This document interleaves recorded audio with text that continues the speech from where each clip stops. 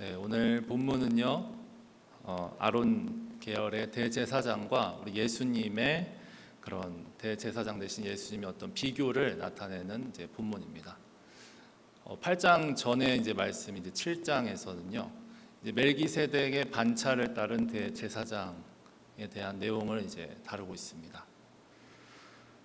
그래서 이걸 사실 이제 순서가 7장인데요, 어렵고요. 이제 성도님들 좋으실까봐 제가 너무 어렵게 해서요. 네, 그것을 이제 건너 이제 띄었습니다. 그러면서 오늘 이제 1절에 이렇게 시작하는데요. 저희가 1절을 다시 한번 읽어보겠습니다. 시작.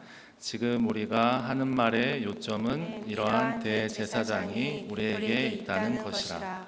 그는 하늘에서 지극히 크신 이의 보좌 우편에 앉으셨으니. 아멘. 그래서 오늘 1절에서도요. 우리가 하는 말의 요점은 하면서 대제사장이 우리에게 있다는 것이라 이렇게 말하고 있습니다. 이 저자도요, 히브리서 저자도 7장에서 열심히 이제 멜기세덱 반차, 예수님이 멜기세덱 반차의 대제사장이시다 얘기하다가 다시 요점을 얘기하면서 다시 아론의 대제사장에 대한 이야기를 이제 쭉 하는 거죠. 그러면서 이제 계속해서 이제 아론의 대제사장 그리고 예수님에 대한 그런 비교를 하고 있습니다. 그러니까 이것이 요점이다. 멜기세덱에 대한 이야기는 그냥 쑥 이 저자도 지나가 버리고요. 이거는 좀 어렵고 그러니까 지나가 버리고 이렇게 얘기하고 있는 것이죠. 그러면서 이 예수님께서 우리가 계속 예수님께서 천사보다 높으시다, 아브라함보다도 높으시다, 그리고 이 모세보다도, 그리고 이 멜기세덱보다도, 그리고 이 아론의 계열 대제사장보다도 더 높으신 분이다 이런 이야기를 하고 있습니다. 이 아론의 대제사장들은 하나님께서 정해주신 시간 동안 하고 이제 그 일생이 마무리되면 끝이지만 예수님께서는 그러시지 않고 지금 하늘에서 지극히 크신 이의 보좌 우편에 앉아 계시다 이렇게 말하고 있습니다.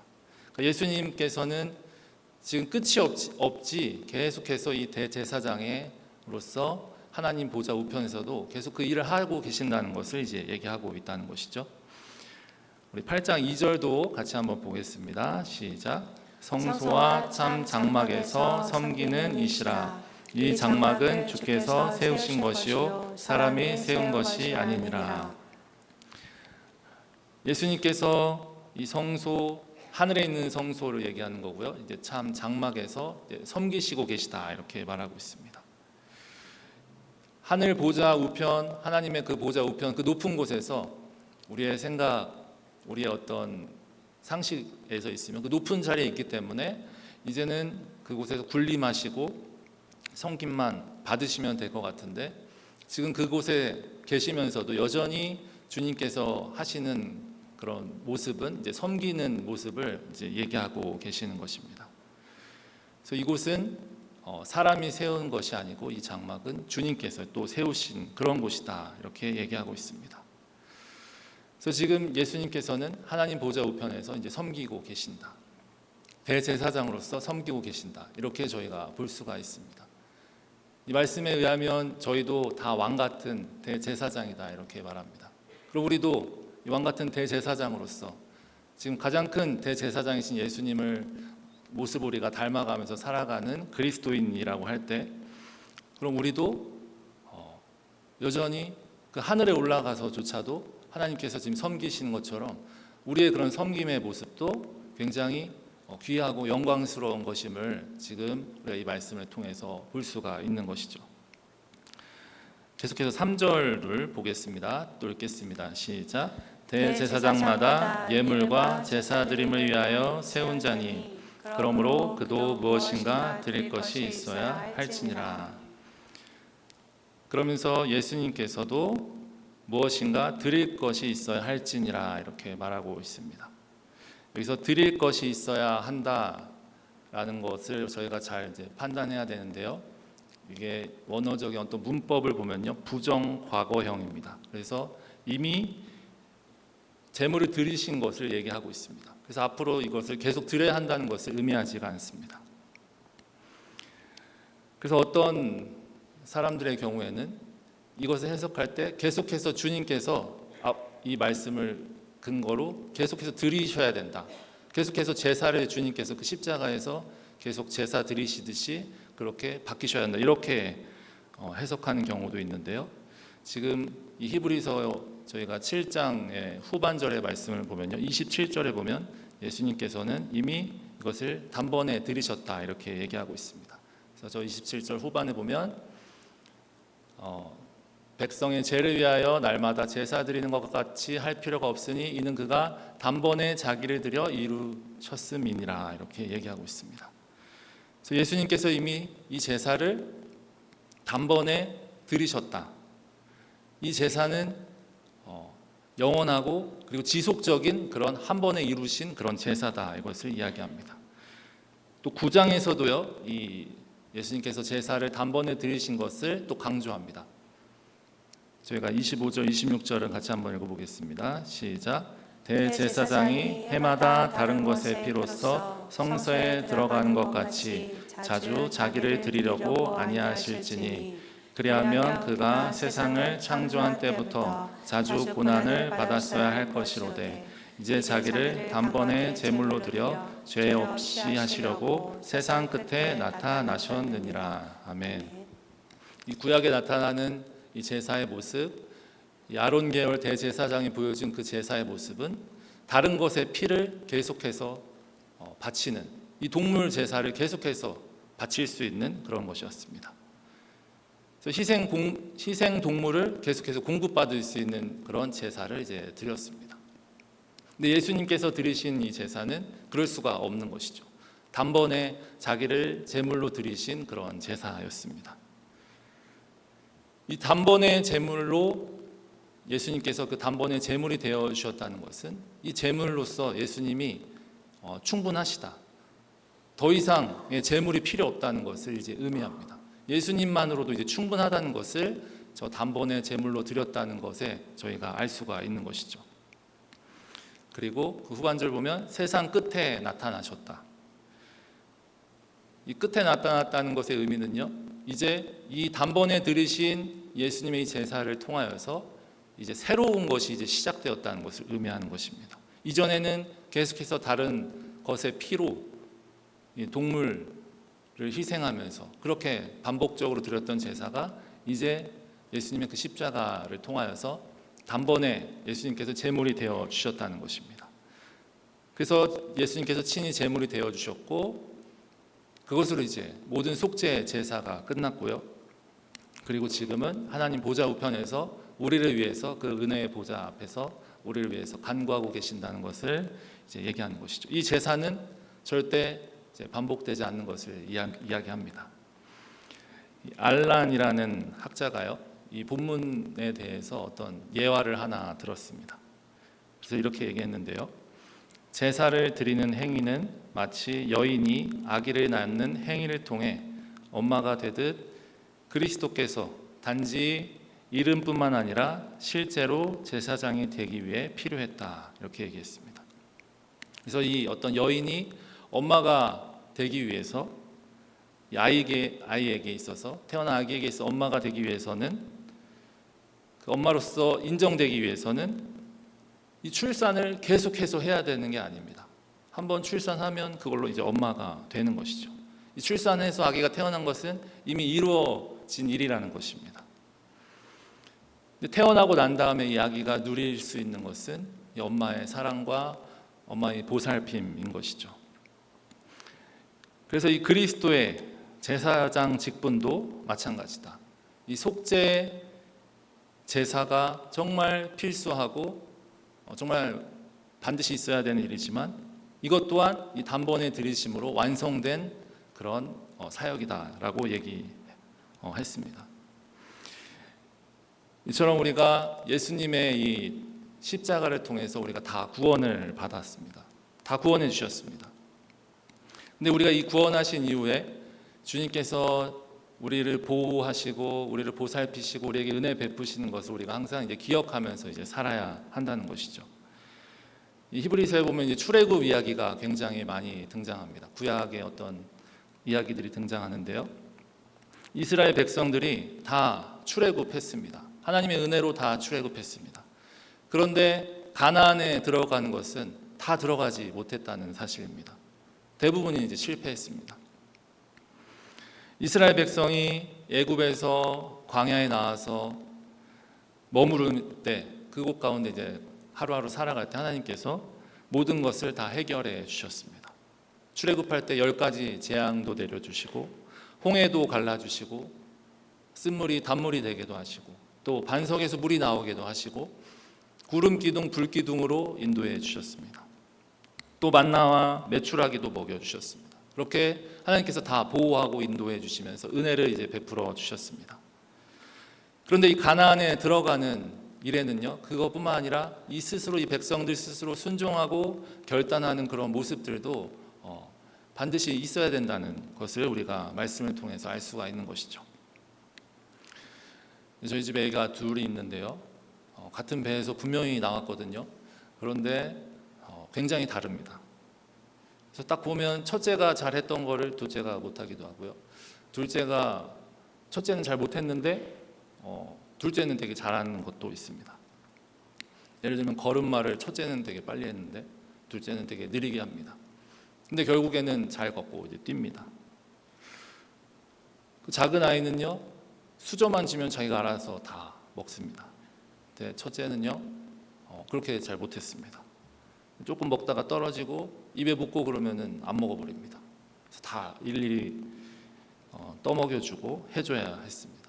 이게 버릇이 되니까 나중에는 스스로 해서 먹어야 되는 나이가 됐는데도 이제 커서까지 이제 먹여줘야 했습니다. 안 그러면 이제 안 먹어버리는 거죠. 그래서 부모는 사랑하니까 계속 하는데 아이 입장에서는 먹지 않게 되고, 그렇게 되니까 자신의 어떤 수준에 이르지 못하는 것입니다. 이 큰 아이가 로열 다이너소어 뮤지엄이라고요, 그런 곳에 간 적이 있습니다. 굉장히 잘 돼 있는 그런 박물관입니다.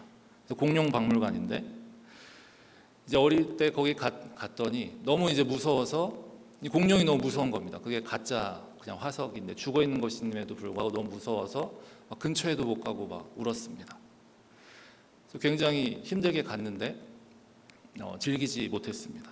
그런데 계속 보면서 아빠가 안고 가서 재밌게 해주니까 이제 나중에는 자기가 공룡이 돼가지고요, 막 공룡 소리를 내면서 막 다녔습니다. 미끄럼틀도 처음에 잘 못 탔습니다. 무서워서 안 타고 막 도망 다니다가 같이 몇 번 타주니까 이제 스스로 이제 타게 됐습니다. 몸에 뭐가 조금 묻고 흙만 조금 묻어도, 조금만 더러워도 그런 강박증이 있는 사람이 있었습니다. 흙 묻는 거, 손에 묻는 거 전혀 못하는 사람이었습니다. 그런데 이제 군대에 갔습니다. 엎드리기도 해야 되고요, 구르기도 해야 합니다. 그러다 보니까 흙이 막 귀에도 들어가고요, 코에도 들어가고 막 먹기도 합니다. 근데 훈련 받는 중이니까 계속 그냥 해야 합니다. 손에 흙 묻히기도 싫어했었는데 계속 해야 됩니다. 계속 하다 보니까 이제 괜찮아졌습니다. 나만 얼굴 더러운 게 아니고 옆에 있는 애도 더럽고, 그러니까 그냥 같이 묻으면 같이 털어주고, 그러면서 그렇게 하루하루 견뎠습니다. 그렇게 훈련을 마치고 이제 시간이 지나다 보니까 군인답게 그렇게 이제 살아갑니다. 여러분, 제가 이야기를 하는 이유는요, 우리가 이미 하나님의 은혜로 다, 예수 그리스도의 그 단번에 드리신 제사로 다 태어난, 그 은혜로 태어나서 우리가 그 믿음에 맞춰서 이제 각자 이제 자라나고 있는 것입니다.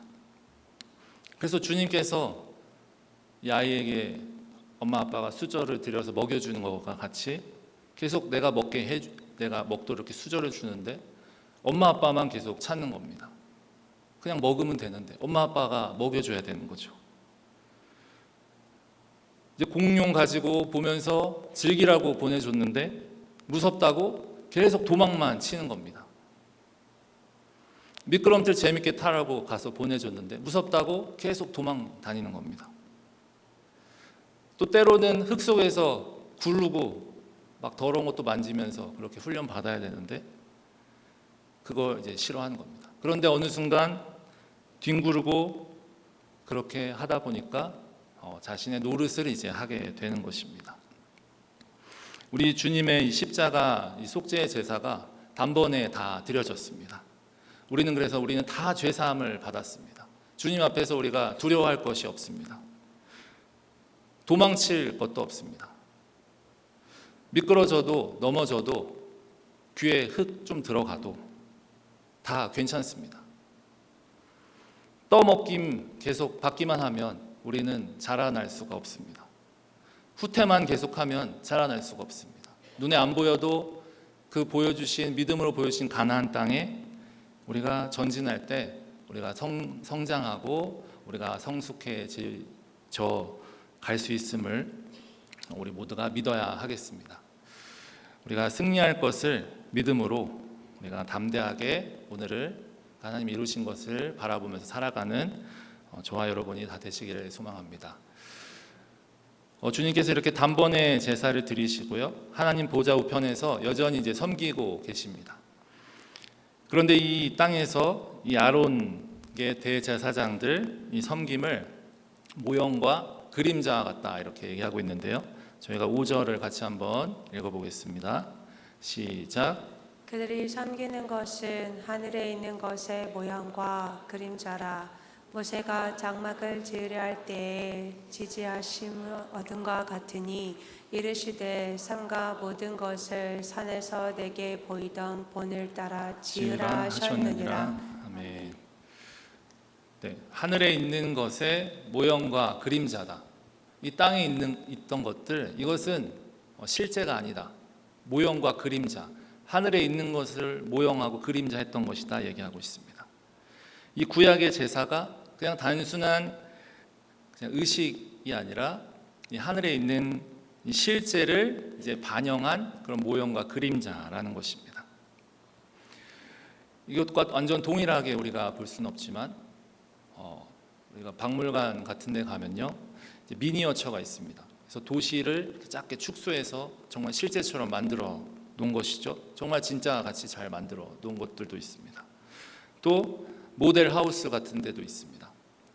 직접 사람이 사는 곳은 아닌데 정말 사람이 사는 것과 같이 이렇게 해놓은 것이죠.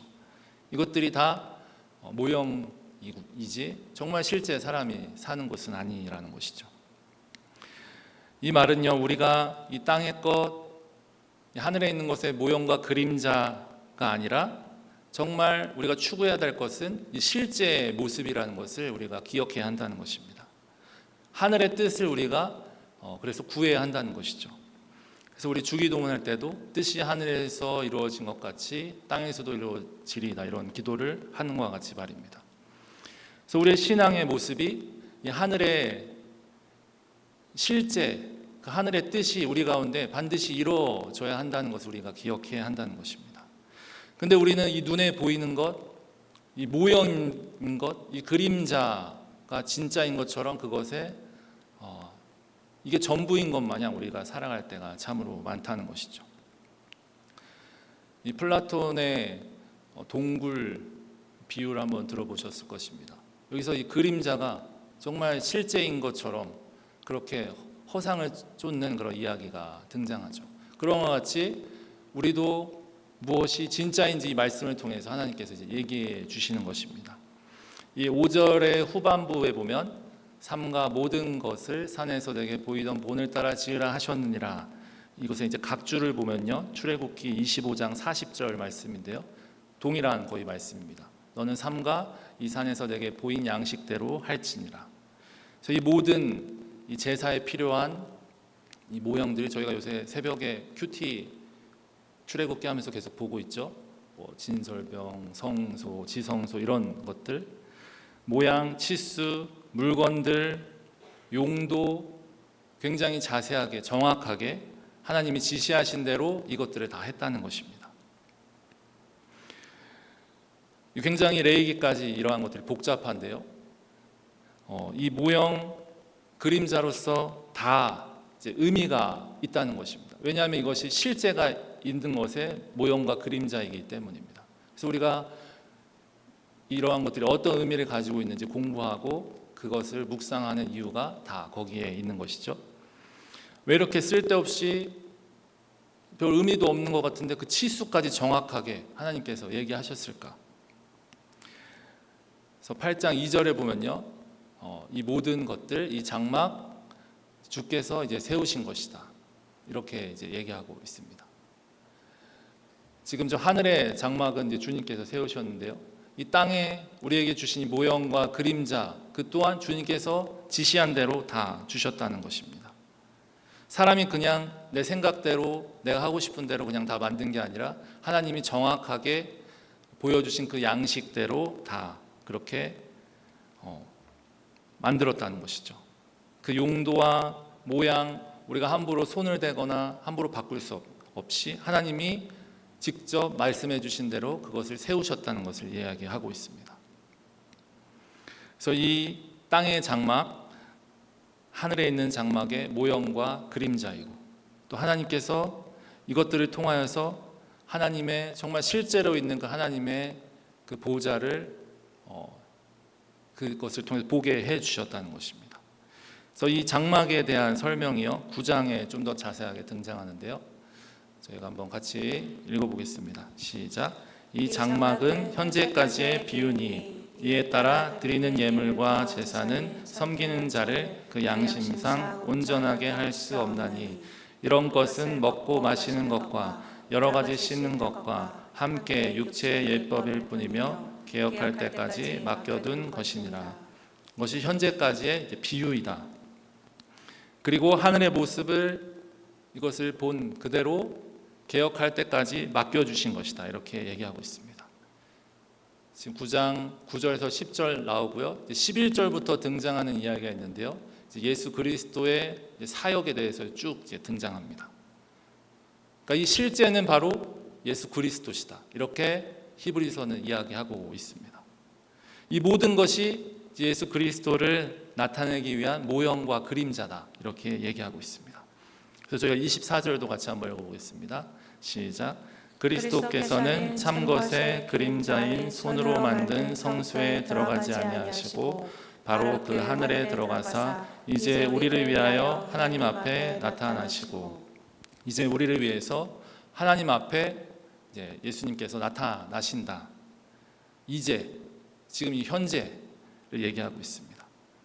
그래서 이 앞에라는 말은요 하나님의 얼굴 앞에 하나님의 존전이라는 의미를 가지고 있습니다. 하나님과의 정말 바로 앞에서 하나님과 그런 소통, 우리를 위해서 간구해 주신다는 것을 얘기하고 있습니다. 예수님께서 모형과 그림자, 하나님께서 예수님을 통해서 모형과 그림자까지 보내셔서 이 성소, 이 장막을 우리에게 그렇게 나타내 주신 이유, 그리고 주님께서 이렇게 하나님 앞에 계속 정말 참것으로 나타나신 이유가 무엇인지를 저희가 살펴보기를 원하는데요. 히브리서 8장 10절입니다. 저희가 후반절 저 빨간색 글씨만 한번 읽어보겠습니다. 시작. 나는 그들에게 하나님이 되고 그들은 내게 백성이 되리라. 아멘. 이 모든 것이 바로 내가 너희에게 하나님이 되고 그들이 내 백성이 되게 하기 위함입니다. 이것을 이제 출애굽기 29장 45, 46절에요. 좀 더 자세하게 설명하는데요.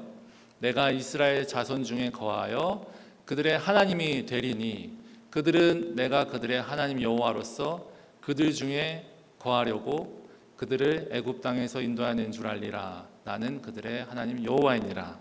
그래서 제가 빨간색 글씨를 쳐놨는데요.